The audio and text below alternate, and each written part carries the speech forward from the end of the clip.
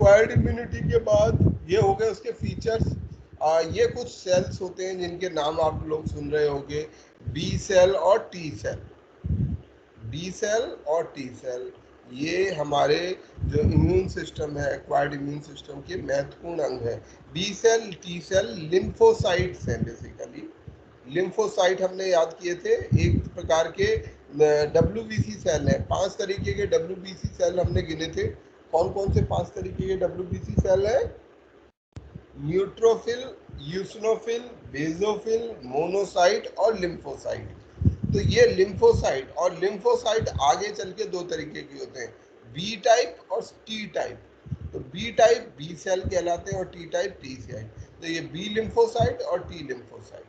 ये जो B lymphocyte है ये आउटसाइड के सेल को अटैक कर रहा है, और ये टी सेल इन्फेक्टेड सेल को, जो ऑलरेडी इन्फेक्ट हो गए हैं, उनको अटैक करता है, उनसे डील करता है।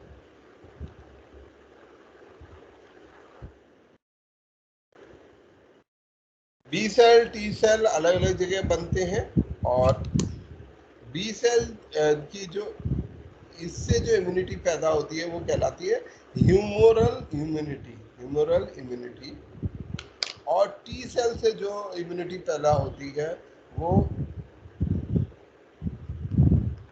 ये हो गए दूसरे टी सेल, ठीक है। और ये टी सेल हमारी जो इम्यूनिटी पैदा करते हैं वो डिपेंडेंट हेल्पर सेल, साइटोटैक्सिक सेल और रेगुलेटरी सेल से वो होती है। और टी सेल की जो मेमोरी होती है वो बाद में हमारे काम आती है किसी भी बीमारी को याद करने के लिए।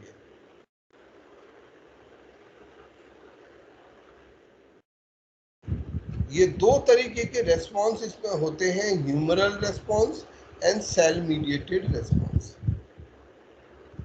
Humoral response and cell mediated response, ठीक है। ये जो बी लिम्फोसाइट ये ब्लड सेल्स के थ्रू काम करते हैं और पूरे शरीर में मौजूद होते हैं। ये activated B cell plasma cells को क्रिएट करते हैं। दूसरे तरीके की जो वो होता है इम्यून रिएक्शन, वो सेल मीडिएटेड होता है, यानी कि सेल के द्वारा इनिशिएट, ये टी हेल्पर सेल इसको इनिशिएट करता है, इसलिए ये कहलाता है सेल मीडिएटेड इम्यूनिटी।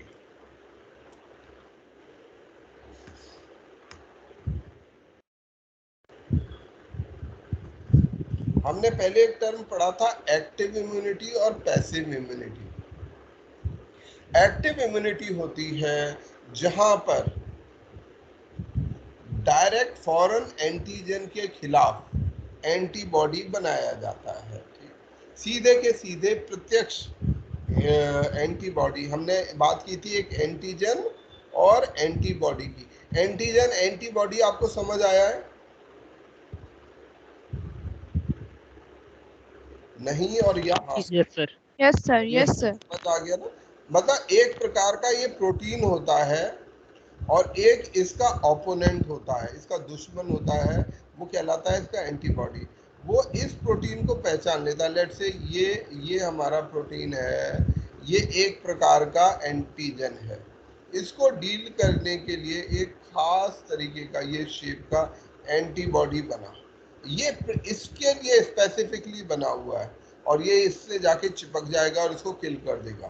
तो ये एंटीबॉडी जब बन जाता है तो वो इस एंटीजन को किल करना शुरू कर देता है, और किल करने से वो पैथोजन मारा जाता है, खत्म हो जाता है। तो ये डायरेक्ट एक्शन है हमारे शरीर में फॉरेन एंटीजन के खिलाफ। एक्टिव इम्यूनिटी विदेशी जो बाहर से आने वाले एंटीजन हैं उनके खिलाफ हमारे बाहरी जो प्रोटीन्स हैं, बेसिकली अगर आपको एंटीजन शब्द से दिक्कत है तो जो बाहरी प्रोटीन है, हर चीज जो माइक्रो ऑर्गेनिज्म या जीव प्रोटीन से मिलकर बनता है, सेल वॉल प्रोटीन से मिलकर बनती है। तो जो विशेष प्रोटीन्स होते हैं उनको हमारा शरीर पहचान लेता है, उन विशेष प्रोटीन्स को हम एंटीजन कहते हैं। और इस प्रकार की इम्यूनिटी जो हमें मिलती है वो कहलाती है एक्टिव इम्यूनिटी, जिसमें हम सीधा सीधा किसी माइक्रो ऑर्गेनिज्म से लड़ाई करते हैं और वो एंटीबॉडीज हमारा शरीर उनके खिलाफ पैदा करता है। तो हम सबके अंदर सेम तरीके के एंटीबॉडीज होंगे ये जरूरी नहीं है। किसी को यदि कोरोना का इन्फेक्शन होगा तो हो सकता है उसके अंदर कोरोना का एंटीबॉडी हो, पर जिनको कोरोना का इन्फेक्शन नहीं हुआ है उनको कोरोना का एंटीबॉडी नहीं बनेगा। अगर आपको ध्यान हो, प्लाज्मा थेरेपी एक बहुत पॉपुलर हुई। प्लाज्मा थेरेपी क्या सिग्निफिकेंट, क्यों उसका इस्तेमाल किया गया, जबकि डॉक्टरों के बीच में उसके लेके कंट्रोवर्सी भी है। तो ये प्लाज्मा थेरेपी क्या करती है बेसिकली? सर ये एंटीबॉडी इम्यूनिटी में बनाती है, रोग हेल्प प्रतिशमता करती है सर, एंटीबॉडी। असल ऐसे में लोगों क्या के है कि ये दो लोग हैं, हमारे पास अभी कोरोना का कोई इलाज मौजूद नहीं है, हमें नहीं पता कि वो कौन सी दवाई से ठीक हो सकता है, किस चीज से ठीक हो सकता है, परंतु हमारे पास एक चीज है, वो है एंटीबॉडी। हमें ये पता है कि जिस व्यक्ति को, जो व्यक्ति किसी रोग से लड़कर ठीक हो जाता है, वो उस रोग, उस पैथोजन के खिलाफ एंटीबॉडी उसके शरीर में बन जाते हैं और वो उसके ब्लड में बहते रहते हैं। जो आदमी उससे इन्फेक्टेड नहीं हुआ उसके शरीर में नहीं होंगे। तो हमारे पास जब तक कोरोना का कोई सफिशिएंट इलाज नहीं है, तो हमने एक तरीका सोचा कि ऐसे लोग जिनको ये इन्फेक्शन हो चुका है, यदि हम उनका ब्लड निकाल लें, ब्लड के दो हिस्से हैं, उनके सेल नहीं ले रहे हम, केवल जो वाटर पोर्शन है, मतलब जो लिक्विड पोर्शन है। ब्लड में दो हिस्से होते हैं, सेल होता है और प्लाज्मा होता है। प्लाज्मा बेसिकली एक लिक्विड है जिसमें बाकी सब तत्व ब्लड के खुले हुए रहते हैं। तो उन्होंने सोचा कि यदि हम इस प्लाज्मा को लेकर दूसरे आदमी के अंदर, जो बीमार हो रखा है, उसके अंदर डाल दें, क्योंकि उसके अंदर पहले से ही एंटीबॉडी मौजूद है, तो वो एंटीबॉडी सीधा उस कोरोना वायरस पे हमला करने लगेंगे। क्योंकि जो अभी बीमार हुआ, नया बीमार हुआ व्यक्ति है, उसको या तो वो एंटीबॉडी बना नहीं पा रहा, या उसके एंटीबॉडीज बनने में समय लगेगा। तो जब तक वो एंटीबॉडी नहीं बन रहे, तब तक उसकी जान खतरे में है। तो उसकी जान बचाने के लिए हम उसको किसी दूसरे व्यक्ति को से, जो खुद भी बीमार हुआ हो, उसका प्लाज्मा लेकर उस पर चढ़ा देते हैं, उसके ऊपर उसका ब्लड चढ़ा देते हैं। तो ये जो प्लाज्मा थेरेपी है, ये इसी सिद्धांत पर आधारित है। ये जो पैसिव इम्यूनिटी में हम एंटीबॉडीज किसी दूसरे से लेकर चढ़ा देते हैं। एक्टिव इम्यूनिटी में उसके सेल भी उसको आइडेंटिफाई कर लेते हैं, जो उसके WBCs हैं, बी सेल, टी सेल्स हैं, वो आइडेंटिफाई कर लेते हैं। यहाँ पर हमने सीधा सीधा किसी से एंटीबॉडी लिया और उसको चढ़ा दिया, उसको दे दिया, ठीक है। यहाँ पर क्या है कि उसके शरीर के सेल खुद से वो एंटीबॉडी बना रहे हैं। तो ये दो अलग अलग सिचुएशंस हैं। हम लोगों को काफ़ी सारी बीमारियों से ये एंटीबॉडीज बचाते हैं। हमारे लिए जो वायरल इलनेस का एक कारगर इलाज जो है, वो केवल एंटीबॉडीज है। तो ये हमारी एक्टिव और पैसिव इम्यूनिटी। पैसिव इम्यूनिटी में, एक्टिव में जो सेल हैं उनका एक्टिव रोल होता है और इन्फेक्शन उसको एक्टिवली होता है। पैसिव में हम सीधा सीधा उसको एंटीबॉडीज चढ़ा देते हैं। नेचुरल पैसिव इम्यूनिटी भी हो सकती है और आर्टिफिशियल पैसिव इम्यूनिटी भी हो सकती है। ऑटो इम्यूनिटी, जैसे मैंने पहले कहा था, कभी कभी हमारा जो ये इम्यून सिस्टम है, इम्यून सिस्टम का काम क्या है, रोल ऑफ इम्यून सिस्टम, क्या काम करता है हमारा इम्यून सिस्टम? सर वो अटैक करता रोगों है से लड़ना, पैथोजेंस पे, मतलब हमें प्रिवेंट करता है, रोगों से बचाता है, अलग अलग तरीकों से बचा सकता है। वो इनेट इम्यूनिटी होती है, एक्वायर्ड इम्यूनिटी होती है, स्किन अपनी बचाती है, हर एक कोई चीज़ अलग अलग तरीके से हमारा इम्यून सिस्टम काम कर रहा है। परंतु कभी कभी ये जो सेल है, जो ये हमारा इम्यून सिस्टम है, इसकी हमने एक प्रॉपर्टी, क्या क्या प्रॉपर्टी याद करी थी एक्वायर्ड इम्यूनिटी की, कि ये स्पेसिफिक होती है, किसी खास पैथोजन के खिलाफ ही पैदा हो सकती है, ये डाइवर्स होती है, ये सेल्फ और नॉन सेल्फ का डिफरेंस जानती है। इसको ये पता होता है मेरे शरीर का सेल कौन सा है, मेरा मतलब ऐसे कहें तो मेरे घर का सदस्य कौन है, मेरे घर का सदस्य कौन नहीं है। क्या लिख रहा हूँ मैं, मेरे घर की जगह मेरे घर का सदस्य कौन नहीं है। तो ये हमला किस पे करता है? इस पे नहीं करता, ये तो मेरे घर का आदमी है, इसे क्यों मारेगा, चौकीदार इसी को मारेगा तो कितनी गड़बड़ हो जाएगी।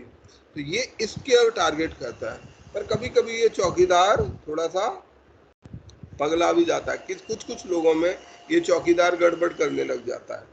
ये थोड़ा सा किसी भी कारण से सेल्फ और नॉन सेल्फ के बीच में डिफरेंशिएट नहीं कर पाता, और कभी कभी ये मेरे घर के, अपने घर के लोगों को पे भी, अपने घर के सेल्स पर भी अटैक कर देता है।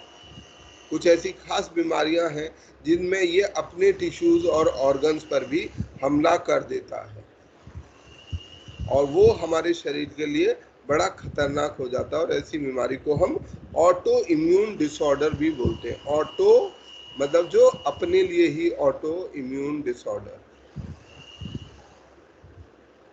जिसका एक उदाहरण है डायबिटीज, टाइप 1 डायबिटीज। दो तरीके के टाइप वो होती है डायबिटीज, टाइप 1 एंड टाइप 2। हम लोग जिस डायबिटीज को जानते हैं, डायबिटीज मेलाइटस को जानते हैं, वो कौन सी वाली डायबिटीज है जिसको आप जानते हो? डायबिटीज होती क्यों है? Sir type 1। डायबिटीज नाम की बीमारी हमें क्यों होती है? सर सर इंसुलिन बनना सर बंद हो जाता शुगर है। लेवल बढ़ जाना, क्या हो जाता है? Sugar glucose level. तो क्यों बढ़ जाता ग्लूकोज है? लेवल बढ़ जाता है।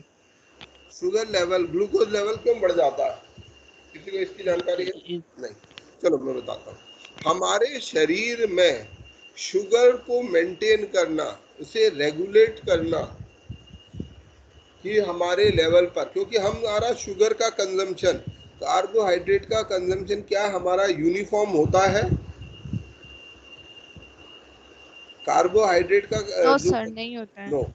हम नो घर में सर। दिन में कितने, 2 बार 3 बार खाना खाते हैं? तो हमने सुबह लेट से 9 बजे ब्रेकफास्ट किया।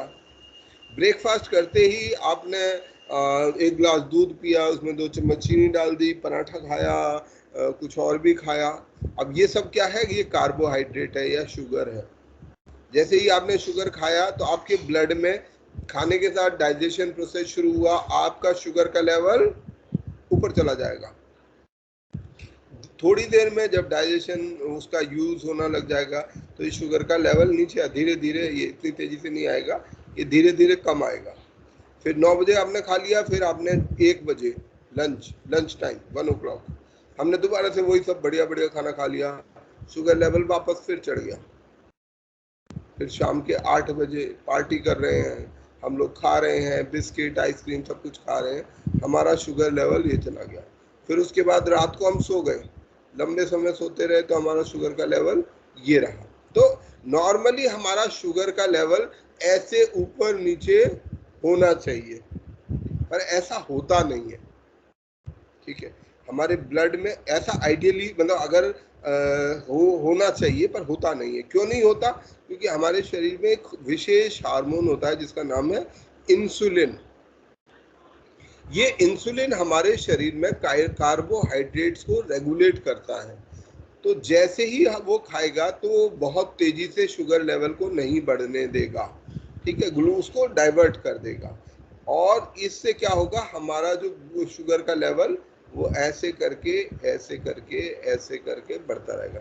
रात में ये बहुत कम भी नहीं होगा, ऐसा नहीं है बहुत नीचे चला जाए या बहुत ऊपर चला जाए। ये काम करता है हमारा इंसुलिन हार्मोन। तो हमारी जो नेचुरल पिक्चर होती है, जो एक्चुअली में होती है, वो नहीं होती जो होनी चाहिए, हमारी होती है ये वाली। तो शुगर ऐसे थोड़ा बढ़ता है, फिर थोड़ा नॉर्मल हो जाता है, बहुत नीचे भी नहीं जाता, बहुत ऊपर भी नहीं जाता, लगभग एक जैसे स्थिति में रहता है। तो जो ग्लूकोज है, क्योंकि ग्लूकोज हमारे शरीर के लिए बेहद जरूरी चीज है। क्यों जरूरी है?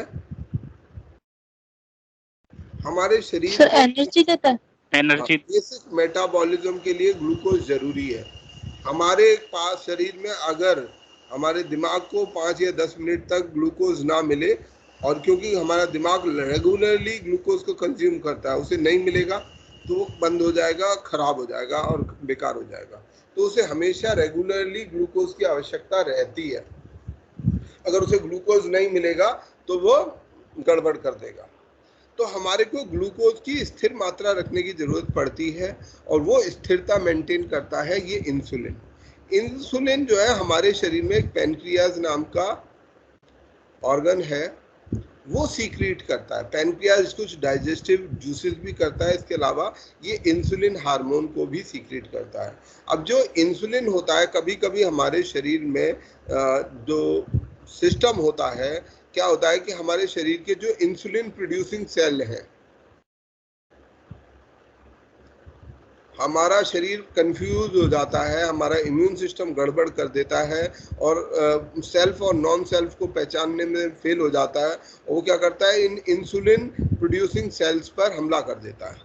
अब जब इंसुलिन प्रोड्यूसिंग सेल्स पर हमला हो जाता है तो वो इंसुलिन बनना बंद हो जाता है और इस स्थिति को हम बोलते हैं डायबिटीज। ऐसे में क्या होगा, जो मैंने आपको पहले डायग्राम बनाया था, शुगर का लेवल कभी ऊपर कभी नीचे ऐसे ऐसे चलता रहेगा, जो हमारे शरीर के लिए बिल्कुल हेल्दी नहीं है। तो हमारे शरीर का जो ग्लूकोज लेवल है वो एक बराबर रहना चाहिए, ना कभी बहुत ज़्यादा बढ़े ना बहुत ज़्यादा कम आए, दोनों ही चीज़ें उसके लिए ख़राब हैं। पर ऐसा में डायबिटीज़ में ये हो जाता है। और ऐसा ये जो ऑटोइम्यूनिटी होती है, ये टाइप 1 डायबिटीज़, जो नॉर्मली हम जिस डायबिटीज़ को जानते हैं वो टाइप 2 डायबिटीज़ है। डायबिटीज़ में मैं थोड़ा समय इसलिए लगा रहा हूँ कि डायबिटीज़ हमारे लिए बहुत बड़ा एक इशू है। भारत को दुनिया का डायबिटीज का कैपिटल भी कहा जाता है। हमारे यहाँ इतने डायबिटीज नाम के बीमारी के रोगी हैं। शुगर का कैपिटल, शुगर की बीमारी की राजधानी भी कहा जाता है, क्योंकि हमारे यहाँ शुगर के मरीज बहुत संख्या में हैं और हम लोग कुछ डायरेक्टली डिस्पोज्ड हैं, पर वो ज़्यादातर लोगों को, जो आपके पेरेंट्स को, ये वाली डायबिटीज़ हमें 18 से 20 साल तक हो जाती है। ये युवावस्था में होने वाली डायबिटीज़ है। जबकि दूसरी होती है टाइप 2 डायबिटीज़, जिसमें इंसुलिन का जो रेस्पॉन्स आना है, इंसुलिन बनता तो है पर इंसुलिन का रेस्पॉन्स कम आता है, तो वो वाली डायबिटीज़ कहलाती है डायबिटीज़ टाइप 2। तो वो ये वाली डायबिटीज जो होती है टाइप 1 डायबिटीज, ये एक ऑटो इम्यून डिसऑर्डर है, जिसमें हमारा जो चौकीदार है वो चौकीदार पागल हो जाता है और वो अपने घर के लोगों को ही मारना शुरू कर देता है।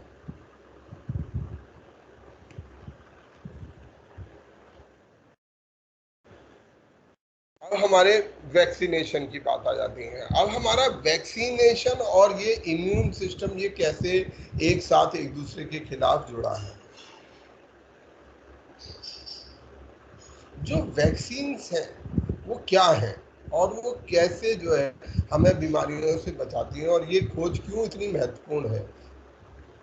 सबसे पहले इसकी खोज की गई थी स्मॉल पॉक्स वैक्सीन की, एडवर्ड जेनर के द्वारा, जिन्होंने स्मॉल पॉक्स नाम की बीमारी, जो चेचक नाम की बीमारी थी, उससे पूरी दुनिया को बचाया और फाइनली वो बीमारी इस दुनिया से इरेडिकेट भी हो गई।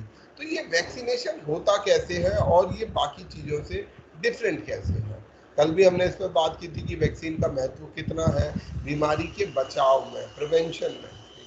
तो as a collector, as a administrative officer, हमारे को ये प्राथमिकता होनी चाहिए कि भाई वैक्सीनेशन ज़्यादा से ज़्यादा हो। वैक्सीनेशन से हम बहुत कम कीमत में बीमारी को ठीक कर सकते हैं, मतलब बीमारी को रोक सकते हैं। बीमारी की जो कॉस्ट है, cost of a disease, cost of disease to society, किसी बीमारी की कॉस्ट किसको पे करनी पड़ती है, डिजीज की कीमत क्या होती है।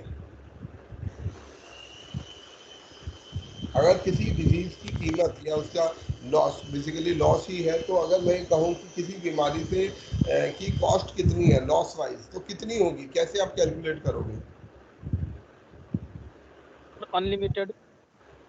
क्या क्या करेंगे हम, क्या क्या देखोगे आप।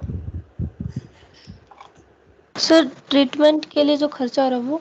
ट्रीटमेंट का खर्चा, बहुत बढ़िया, चलो बहुत अच्छा, ठीक है। तो ये कॉस्ट ऑफ डिजीज है, कॉस्ट ऑफ ट्रीटमेंट, बस या कुछ और भी होना चाहिए। Physical loss. फिजिकल लॉस, चलो ठीक है, लॉस ऑफ हेल्थ, फीस। कुछ ना कुछ रेजिडुअल प्रॉब्लम भी रह जाती है आपका फिजियोलॉजिकल शरीर। लॉस। हाँ जी, और मेंटल फिजियोलॉजिकल। लॉस। मेंटली। कौन सा loss, sir mental physiological loss. Loss. वो ठीक है, हो गया। Economic loss. Economic economic loss ही लॉस। तो पूछ रहा हूँ, क्या इकोनॉमिक लॉस है। किसी को कोई बीमारी हुई, उससे हमें क्या क्या इकोनॉमिक लॉस हो रहा है? सर वो अगर जो भी उसका सर प्रोडक्टिव काम है कम हो एक वो जाएगा बता दिया कि ट्रीटमेंट का हो गया कॉस्ट। दूसरा इन्होंने कह दिया कि हमारे स्वास्थ्य को कुछ नुकसान हो गया, भाई वो उसका स्वास्थ्य था, वो कुछ खेल सकता था, कूद सकता था, वो बीमार होने के बाद नहीं कर सका, वो भी एक नुकसान हो गया। और सर अर्निंग का लॉस, अर्निंग का लॉस, ये सबसे इम्पोर्टेंट। जो प्रोडक्टिविटी कम हो वर्क जाएगा आवर उसके मिस हो गए। मान लीजिए एक आदमी 1 महीने तक बीमार रहा है ना, 1 महीने में हो सकता है वो 50,000 रुपये कमा लेता, वो प्रोडक्टिव कैपेसिटी उसकी जो थी उसका लॉस। और फिर पूरी सोसाइटी को जो डिजीज का बर्डन मिला, डिजीज बर्डन, उसने 4 आदमियों को 10 आदमियों को और बीमार कर दिया, तो इसकी कॉस्ट कितनी हुई? लेट से ट्रीटमेंट में उसने किए 20,000 रुपया खर्चा, लॉस ऑफ हेल्थ की कॉस्ट कर दी 30 लाख रुपए, 30,000 रुपया, ठीक है। उसने काम पर नहीं जा पाया 1 महीने तक, उसकी होगी 50,000 रुपया। तो बीमारी की कॉस्ट, हमने खर्चा तो एक्चुअली में 20,000 रुपये का है ठीक होने पर उसकी कॉस्ट उस पर्सन को देनी पड़ी 1 लाख रुपए। उस आदमी के ऊपर ही 1 लाख रुपए से ज्यादा की कॉस्ट तो उस पर ही पड़ गई।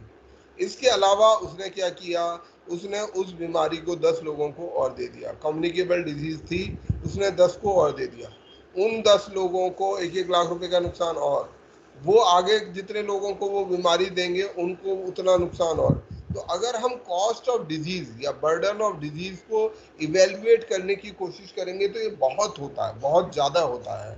और ये हमारे जो हेल्थ प्लानर्स हैं, हेल्थ पॉलिसी मेकर्स हैं, वो मिस कर जाते हैं। हम सीधा सीधा देखते हैं भाई कि कितनी कॉस्ट देनी पड़ रही है, आदमी को कितनी कॉस्ट देनी पड़ रही है, वो ठीक है, वो कॉस्ट उसकी डायरेक्ट कॉस्ट है, पर जो इनडायरेक्ट कॉस्ट है वो बहुत ज़्यादा है, जो उस आदमी को भी देनी पड़ती है, उस सोसाइटी को भी, उस कंट्री को भी पे करनी पड़ती है। That is a very important reason that we should invest in health. ये कारण है जिसकी वजह से किसी भी देश को, किसी भी समाज को हेल्थ में इन्वेस्ट करना चाहिए। जब आप हेल्दी रहोगे, अपनी पढ़ाई करोगे, अभी आप में से कोई बीमार पड़ गया, उसने 2 साल तैयारी करी और वो पेपर नहीं दे पाया, उसका 2 साल वेस्ट हो गया, उसकी कीमत कैसे नापोगे? उसकी कोई कीमत कैसे नापी जाए? पर ऐसा होता है बहुत बार, बहुत सारे लोगों की आपने सुना होगा बीमार हो गए, अगर वो बीमार ना होते तो आज हो सकता है किसी दूसरी जगह पर होंगे, तो उनकी प्रोडक्टिविटी हमने कर दी अफेक्ट। और ऐसे में हमारे लिए वैक्सीन बहुत सस्ता साधन है। 50 रुपए की वैक्सीन, 100 रुपए की वैक्सीन हमें लाखों रुपए या करोड़ों रुपए की कॉस्ट से बचा देती है। वैक्सीन काम कैसे करती है? वैक्सीन काम करती है हमारे जो इम्यून सिस्टम पर आधारित होकर। हमने पढ़ा एक्वायर्ड इम्यूनिटी, हमारा शरीर कुछ बीमारियों के प्रति रोग प्रतिरोधक क्षमता को याद कर लेता है, ठीक है। तो हम यदि किसी तरह से उसको वो बीमारी कर दें, अगर किसी को कोई बीमारी हो जाती है, जैसे एडवर्ड जेनर का जो एक्सपेरिमेंट था वो यही था, उसको ये बात पता चली थी कि एक और स्मॉल पॉक्स जैसी ही एक और बीमारी होती है जिसका नाम है काउ पॉक्स, जो ग्वाले होते हैं, जो काउ हैंडलर्स हैं, उनको हो सकती है, होती है। उसमें भी दाने निकलते हैं, ऐसे जो है माता निकलती है, पर उससे ज़्यादा किसी को परेशानी नहीं होती थी, थोड़े दिन बुखार आता था, वो ठीक हो जाता था। पर जब वो किसी को काउ पॉक्स हो जाता था, उसको स्मॉल पॉक्स नहीं होता था। ये बात एडवर्ड जेनर ने देख ली, उसको समझ आ गई। उसने क्या किया, वो इन्फेक्शन, काउ पॉक्स का इन्फेक्शन अपने को सबसे पहले किया, अपने को किया था या शायद अपनी डॉटर को, किसी को किया था, उसने उसको वो इन्फेक्शन किया, नेचुरली क्रिएट कराया। अब जब वो उसके अंदर गया, उसे काउ पॉक्स इन्फेक्शन हुआ, पर होने के बाद जो जिसको भी वो काउ पॉक्स का इन्फेक्शन हुआ, वो उसको कभी स्मॉल पॉक्स इन्फेक्शन नहीं हुआ। इस प्रकार बहुत से लोग बच गए।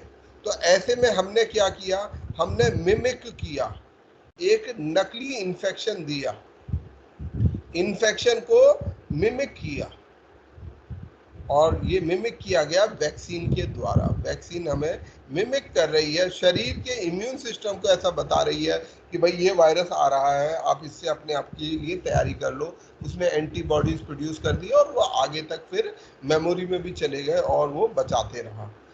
अच्छा, ये तो किया हमारे एडवर्ड जेनर ने, पर इसमें खतरा भी है।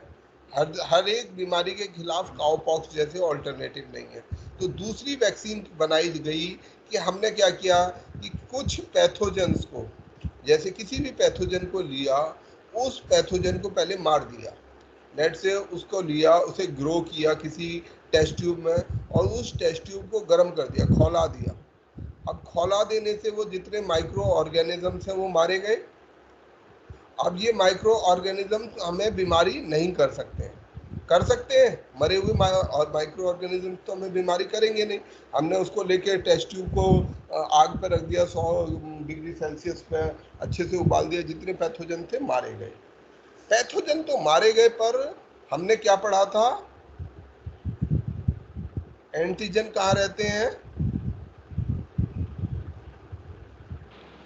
Cell sir surface. सरफेस पे, सेल सरफेस अब ये जीव तो मर गया, परंतु इसका जो सेल सरफेस है वो तो अभी बचा हुआ है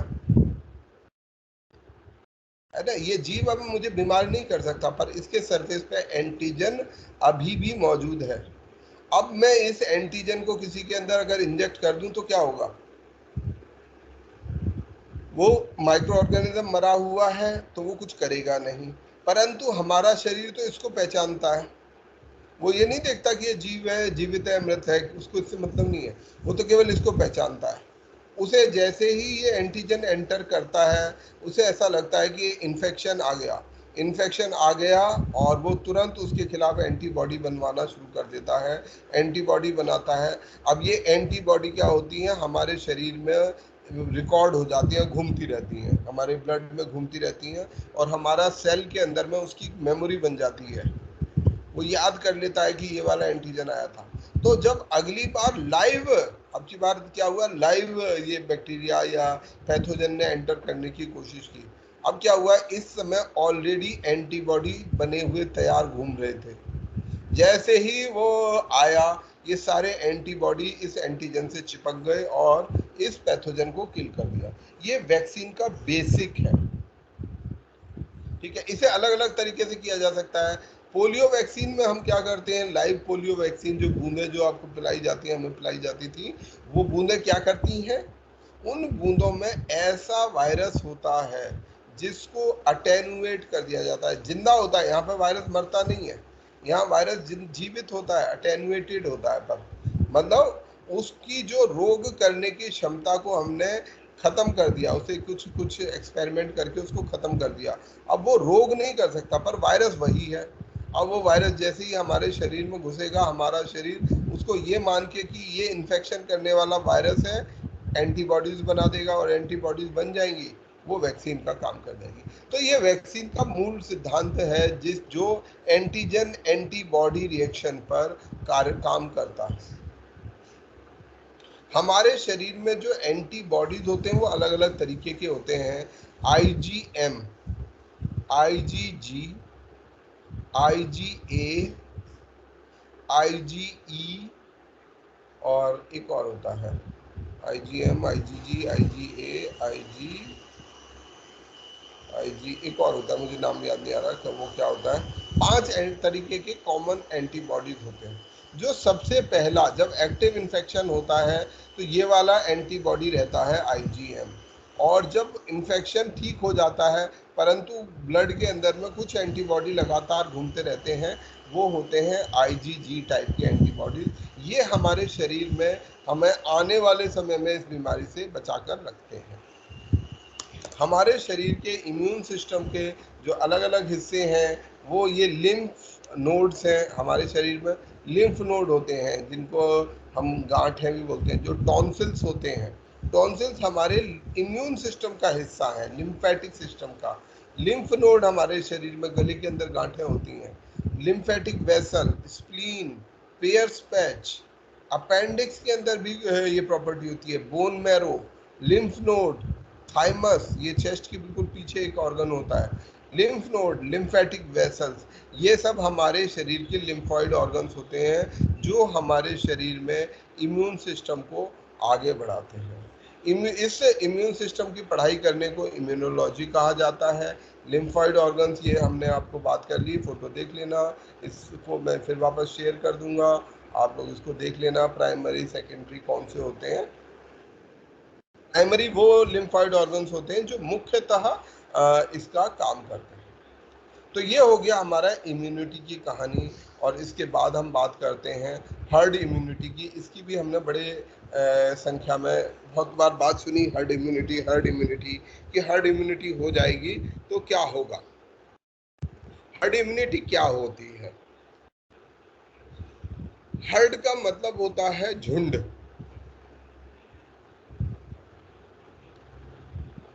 झुंड, ठीक है।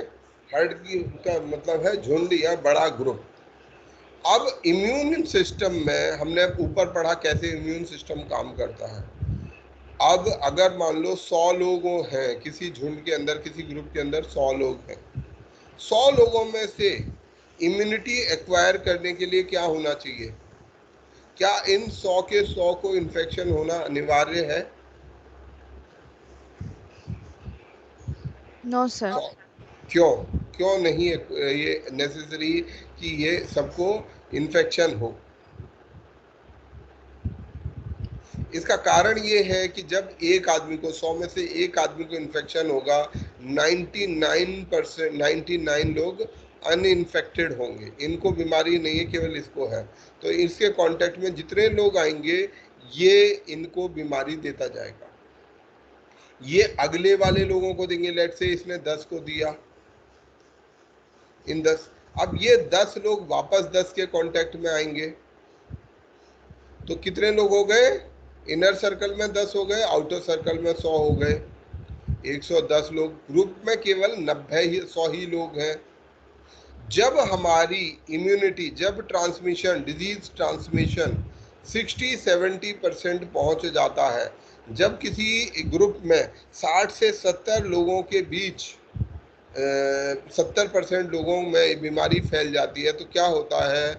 वो बाकी लोग, क्योंकि हर किसी को अब बीमारी हो रही है, ये जो लाल वाले जितने हैं ये सब बीमारी के प्रतीक हैं, ये जो वाइट है ये इसको बीमारी अभी नहीं हुई है। लाल वाले लोग वो हैं जो डार्क हैं, वो लोग हैं जिनको बीमारी अभी हुई नहीं है। वाइट वाले वो लोग हैं जिनको बीमारी अभी नहीं हुई है। अब इन वाइट वाले लोगों को इन्फेक्शन होगा क्या? अब ये इन्फेक्टेड है, ये इन्फेक्टेड लोग इसके कांटेक्ट में आएंगे, इसको बीमारी हो ही नहीं सकती क्योंकि ऑलरेडी इन्फेक्टेड है। ये इसके कांटेक्ट में आएगा, इसको बीमारी हो नहीं सकती क्योंकि ये ऑलरेडी इन्फेक्टेड है। तो ये सारे लोग जो न्यू इन्फेक्टेड लोग हैं ये फर्दर ट्रांसमिशन नहीं कर पाते। जब जनसंख्या के बड़े हिस्से को बीमारी हो जाती है, 60 से 70% लोगों को जब बीमारी हो जाती है, इन्फेक्शन डिजीज हो जाती है, तो अपने आप एक इम्यूनिटी बैरियर क्रिएट कर देते हैं, क्योंकि वो बीमारी एक स्वस्थ आदमी से, जैसे यहाँ हम देख पा रहे हैं, ये मान लीजिए कोई नया आया भी तो वो आगे किसी को बीमारी दे नहीं पाएगा, ऑलरेडी उनको बीमारी हो चुकी है, नेचुरली इम्यून हो चुके हैं या वैक्सीन के द्वारा इम्यून हो चुके हैं। तो अगर वैक्सीनेटेड लोग या नेचुरली इम्यूनिटी वाले लोग बढ़ते जाते हैं, तैसे तैसे जो डिजीज ट्रांसमिशन है, स्प्रेड ऑफ डिजीज कम हो जाता है, और इस प्रकार की इम्यूनिटी को हर्ड इम्यूनिटी कहते हैं। इसमें कोई नेचुरल बायोलॉजिकल प्रोसेस नहीं है, सिंपल एक मैथमेटिकल प्रोसेस है जिसके कारण हम इस बीमारी से बच जाते हैं। पर ये स्ट्रेटेजी, मतलब जैसे इसका कुछ क्रिटिसिज्म भी है कि क्या ये पूरी तरह से काम करेगी?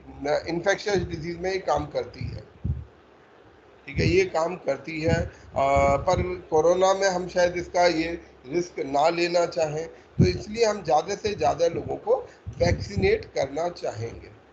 पर सर ये डेथ हर्ड भी तो बहुत इम्यूनिटी का होंगी इसमें। हाँ जी, सर डेथ भी तो बहुत होंगी इससे। डेथ भी बहुत होंगी। ये जी जो सर। डेथ, जी सर। नहीं डेथ नहीं होंगी। नहीं, देखो दो चीज है। अब या तो अगर वो नेचुरली इन्फेक्शन हो जाए, अब नेचुरल इन्फेक्शन है तो है, आप उसको रोक नहीं सकते। अगर आप रोक ही सकते थे तो उसका नेचुरल इन्फेक्शन होगा ही नहीं।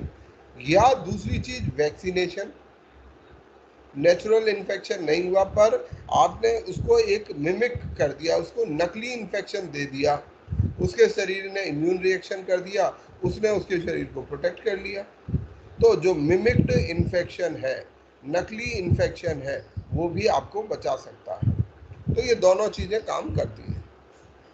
ये वाली जो चीज होती है ये कहलाती है हर्ड इम्यूनिटी। ठीक है, चलो, तो ये हो गया हमारी इम्यूनिटी की बेसिक छोटी सी कहानी। अब हमें अब हम काम वाजीराम पर करते हैं। ठीक है, वाजीराम के काम को अब हम कर लेते हैं, इसको शुरू कर देते हैं, देखते हैं जब खत्म होगा तब हो जाएगा।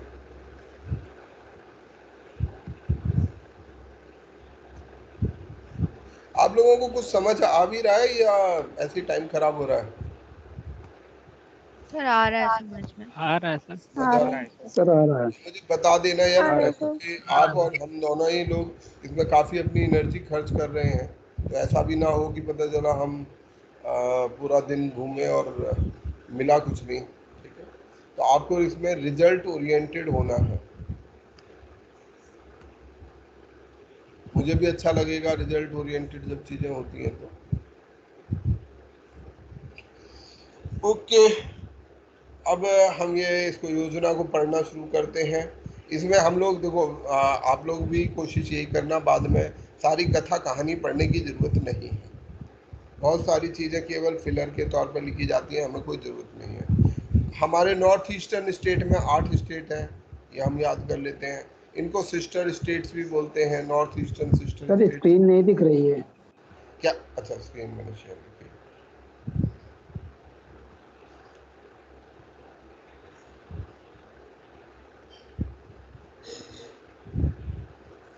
अच्छा, कल क्लास नहीं होगी, कल मैं नहीं हूँ तो कल क्लास नहीं होगी। हमारे नॉर्थ ईस्टर्न स्टेट्स के बारे में कुछ बेसिक समरी है, हम उसके बारे में बात कर रहे हैं।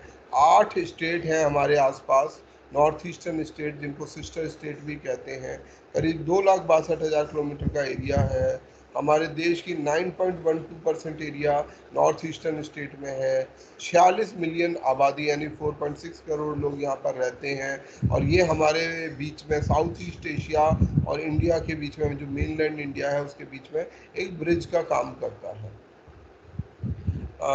एक ये चिकन नेक है। चिकन नेक की विड्थ कितनी है? 22 किलोमीटर।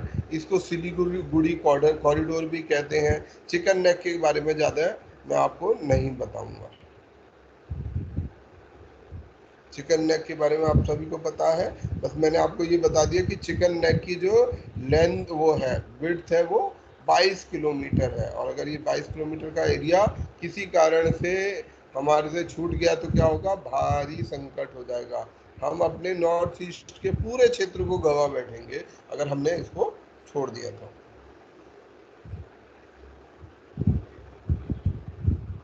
अच्छा, मिजोरम में केवल 2 नेशनल हाईवे हैं, त्रिपुरा में 1 नेशनल हाईवे है। ये सब फैक्ट आप यहाँ पर पढ़ सकते हैं। उसको डेवलप करने के लिए एक department of development of north eastern region DoNER बनाया गया, और शायद इसको मिनिस्ट्री का भी अपग्रेडेशन कर दिया गया है। मिनिस्ट्री भी बन गई है ना ऐसी कुछ, या ये केवल डिपार्टमेंट है? 2001 में बनाया गया था। तो नहीं कुछ पढ़े न्यूज। मेरे ख्याल से ये मिनिस्ट्री बन गई है है अब। सर, मिनिस्ट्री है सर, ये मिनिस्ट्री है। मिनिस्ट्री बन गई है, तो मिनिस्ट्री का दर्जा हासिल है। इसके अलावा ये नॉर्थ ईस्टर्न काउंसिल है यहाँ पर। नॉर्थ ईस्टर्न काउंसिल एक स्टैच्यूटरी रीजनल प्लानिंग बॉडी है। इसके बारे में आपको पढ़ना पड़ेगा। नॉर्थ ईस्टर्न काउंसिल ये कहाँ से आती है, क्यों आती है? ये एक्ट है जो कि नॉर्थ ईस्टर्न काउंसिल एक्ट के नाम से जाना जाता है। इसमें सभी गवर्नर्स, सभी चीफ मिनिस्टर इसके सदस्य होते हैं, और होम मिनिस्टर और डोनेर मिनिस्टर, जो डोनेर मिनिस्टर है वो इस नॉर्थ ईस्टर्न काउंसिल का हिस्सा है। नॉर्थ ईस्ट के लिए क्या विशेष प्रावधान है जो आपको हमारे संविधान में मिल जाएगा? आर्टिकल 371।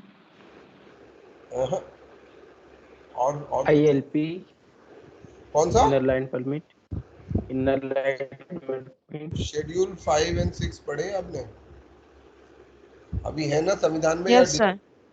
शेड्यूल जी सर, 5 क्या है? शेड्यूल 6 है। 5 and 6 Yes, sir. है सर अभी. Constitution. ऑटोनॉमस शेड्यूल 5 अनुसूचित और जनजाति क्षेत्र का प्रस्ताव ऑटोनॉमस शेड्यूल एरिया है सर। शेड्यूल्ड एरिया है। शेड्यूल एरिया है। शेड्यूल 5 है शेड्यूल्ड एरियाज, 5 है एरिया, 6 है ट्राइबल एरिया। ये याद रख लेना, याद रखना 5 नंबर से याद रखना एरिया, 6 नंबर से याद रखना ट्राइब। ठीक है, ये क्या है शेड्यूल 5 और 6, इसका महत्व है बहुत ज्यादा, ध्यान रखो, इस पर सवाल आते रहता है और कभी भी आ सकता है। पॉलिटी का ठेठ सवाल है और मुझे ये बात अजीब लग रही है कि आप में से किसी को नहीं पता, ज्यादातर को नहीं पता। जो शेड्यूल्ड एरिया है, जब हम आज़ाद हुए तो हमारे को ये पता था कि हमारे देश में कुछ ऐसे क्षेत्र हैं जहां ट्राइबल पॉपुलेशन रहती है और उसके अधिकारों को सुनिश्चित किया जाना जरूरी है। ठीक, तो उसके अधिकारों को कैसे सुनिश्चित किया जाए, तो हमने क्या किया, एक शेड्यूल्ड एरियाज की लिस्ट बनाई। ऐसे क्षेत्रों की पहचान की गई जैसे गुजरात है, छत्तीसगढ़ है या कोई भी राज्य है, मध्य प्रदेश है, उसमें हमने उन विशेष एरियाज की आइडेंटिफाई किया कि भाई इस एरिया में एक विशेष प्रजाति रहती है, एक विशेष ट्राइब रहती है। ठीक है, वो ट्राइब का वहाँ पर घर है और हम नहीं चाहते कि वहाँ से मूव करे, उनके अधिकारों को प्रोटेक्ट किए जाना जरूरी है। तो उसके लिए उस एरिया को एक विशेष दर्जा दिया गया। वो एक राज्य का हिस्सा है, राज्य के बीच में एक छोटा सा एरिया है, 10 किलोमीटर, 20 किलोमीटर, 25 किलोमीटर का एरिया है, पर उस एरिया को एक विशेष दर्जा दिया गया और उसको शेड्यूल्ड एरिया की लिस्ट में डाल दिया गया। उस शेड्यूल्ड एरिया पर हमारे चीफ मिनिस्टर का, जो डेमोक्रेटिकली इलेक्टेड गवर्नमेंट होती है, उसका अधिकार नहीं होता। वहाँ के प्रशासन की जिम्मेदारी गवर्नर के पास होती है। मतलब उसमें अरेंजमेंट है, चीफ मिनिस्टर का भी कुछ रोल होगा, पर वहाँ मूलतः गवर्नर की जिम्मेदारी होती है। इसको पढ़ लेना, वैसे मैं भूल गया हूँ तो मैं अपनी मेमोरी से बोल रहा हूँ जैसा मुझे समझ आया था, थोड़ा बहुत हेर फेर हो सकता है, तो इसलिए सारा दोष मुझे मत देना अगर मैंने कुछ गलत बता दिया तो। दूसरा एक क्षेत्र है ट्राइबल एरिया, शेड्यूल 6 में आता है ट्राइबल एरिया, जहाँ पर बड़े एरियाज हैं, जैसे नॉर्थ ईस्टर्न स्टेट जितने हैं ये सब ट्राइबल एरियाज में आते हैं। और ट्राइबल एरिया के गवर्नेंस के लिए कुछ स्पेशल काउंसिल्स का, कुछ स्पेशल बॉडीज बनाने का प्रावधान रखा गया है शेड्यूल 6 में। तो ये दोनों अलग अलग हैं। शेड्यूल्ड एरिया जनरली मेनलैंड में इंडिया में है, कहीं मध्य प्रदेश में कोई पॉकेट होगा, गुजरात में कोई पॉकेट होगा, महाराष्ट्र में पॉकेट होगा, पर जो ट्राइबल एरियाज हैं ये हमारे नॉर्थ ईस्टर्न इंडिया में है। उनके गवर्नेंस को रेगुलेट करने के लिए कि वहाँ पर डेमोक्रेटिकली लोग, क्योंकि वहाँ पर अधिकांश मेजॉरिटी, जैसे अब मध्य प्रदेश के अंदर बात करें, एक 20 किलोमीटर का क्षेत्र है जिसमें गोंड जाति के लोग रहते हैं। अब मेजॉरिटी लोग तो गोंड जाति के नहीं है मध्य प्रदेश में, तो वो तो कुछ भी अपने हिसाब से फैसला चाहेंगे, तो उनको इलेक्टेड गवर्नमेंट के हाथ में नहीं छोड़ा गया है। वो शेड्यूल्ड एरिया शेड्यूल 5 और शेड्यूल 6, इनको ध्यान रख लेना, इनको पढ़ लेना, इनसे क्वेश्चन आएंगे। ये भी जो कॉन्सेप्ट है नॉर्थ ईस्टर्न काउंसिल का, ये उसी प्रकार का एक प्रावधान है।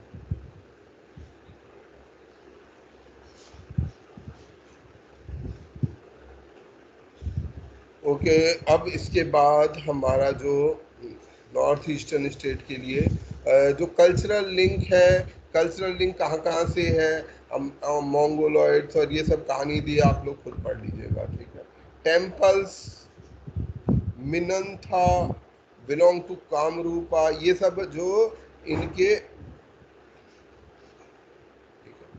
भूता, चीना, महाचीना, ये सब जो है कामरूप असम को बोलते हैं ना, असम को बोलते हैं ना कामरूप, तो वहाँ के कल्चर का हिस्सा है। और ये जो कल्चर है ये साउथ ईस्ट एशियन कल्चर और सदर्न चाइना के कल्चर से प्रभावित रहा है। यहाँ सारी की सारी कहानी ये है, बाकी फैक्चुअल इंफॉर्मेशन आपको रटनी है, आप रटेंगे, उसे पढ़ेंगे। ये सब टेम्पल टुम्पल के नाम ये सब आपको याद करने हैं। जो याद मतलब मेरे को बताने लायक चीज होगी मैं आपको अपने आप बता दूंगा। ये ओम मनी पद्मे हम, ये जो तिब्बत का बुद्धिज्म है उसका एक अपना सेइंग है, ओम मणि पद्म हेम, hail the jewel in the lotus. ठीक है, कि जो लोटस है, कमल है, बेसिकली लोटस सिंबल है बुद्धिज्म का, उसके भीतर वो ज्वेल है। ये इसको बता रहा है हमें के एम वगैरह। मैं आगे बढ़ता हूँ।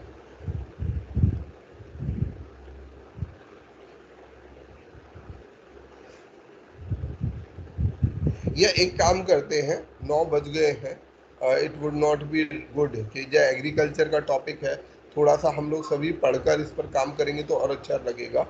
ठीक है, इंफ्रास्ट्रक्चर अच्छा टॉपिक है, ह्यूमन रिसोर्स मैनेजमेंट बहुत अच्छा टॉपिक है, education policy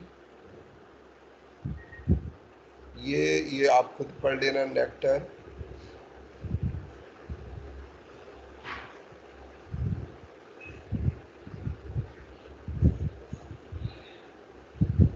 climate change and waste management. तो एक काम करता हूँ, मैं ये नोट्स आपको अभी भेज देता हूँ। ठीक है, आप इन नोट्स को पढ़ लीजिएगा। विशेष रूप से देखो, इसमें 2 पोर्शन है, जो फैक्चुअल पोर्शन है वो आपको खुद पढ़ना है।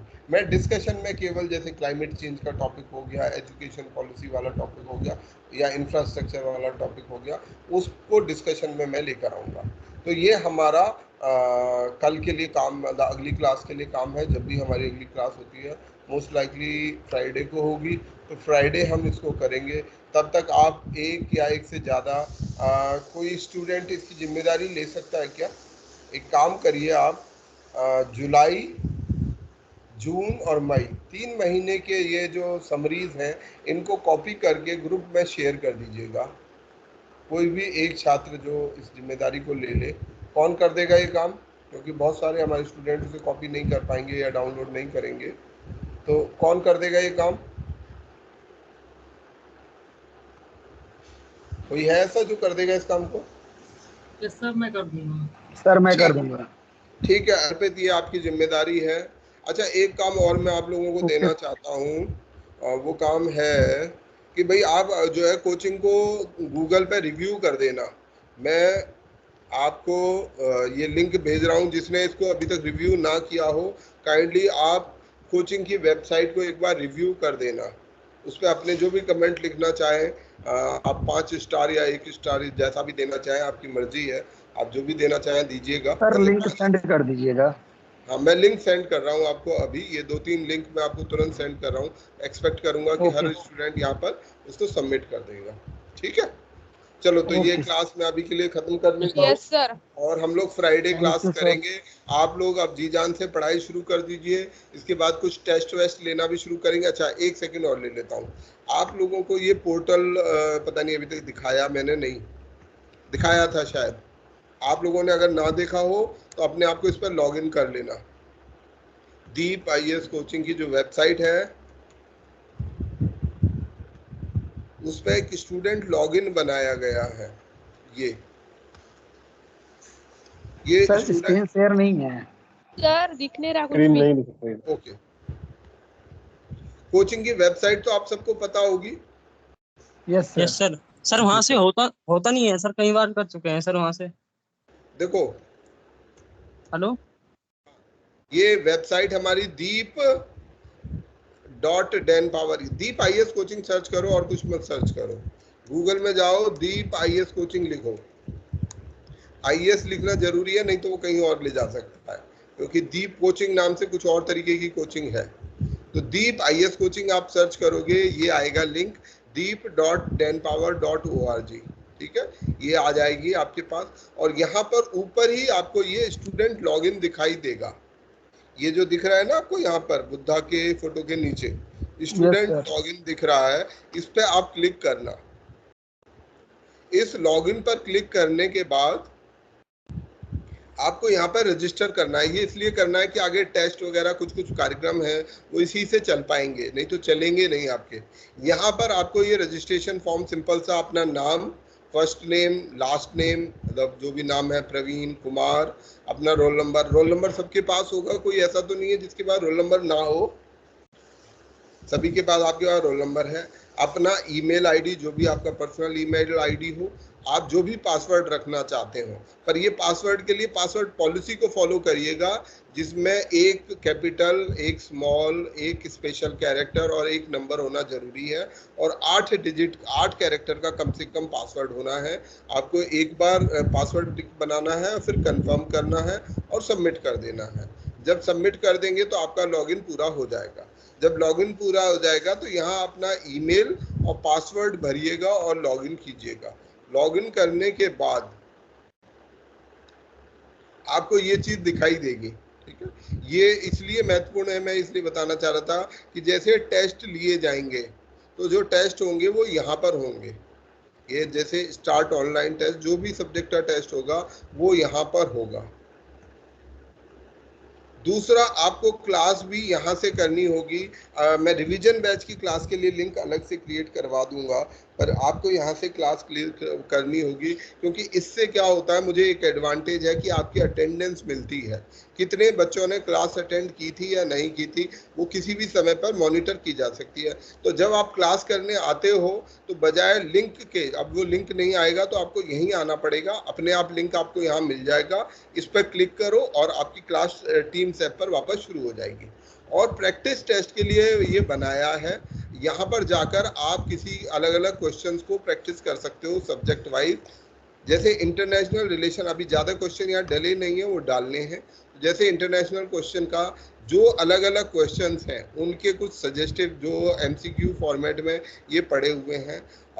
Black listing and grey listing is associated with which international organisation? कौन करता है ये काम? FATF।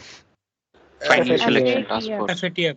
अब मैंने ये आंसर किया, मुझे ये बता देगा कि आपका आंसर सही है या गलत है। ठीक है, आपका आंसर सही है तो इसलिए इसका ये हिंदी सेक्रेटरीट का आंसर क्या है? हिंदी सेक्रेटरीट कहाँ बनाया गया? फिजी में सर। त्रिची में, तो यानी कि फिजी फिजी में, ठीक है। Fiji sir, Fiji. और इसका उद्देश्य हिंदी लैंग्वेज को ऑफिशियल लैंग्वेज बनाना है? नहीं, तो इसका आंसर डी नहीं, neither one, neither two. दोनों ही गलत, ठीक है।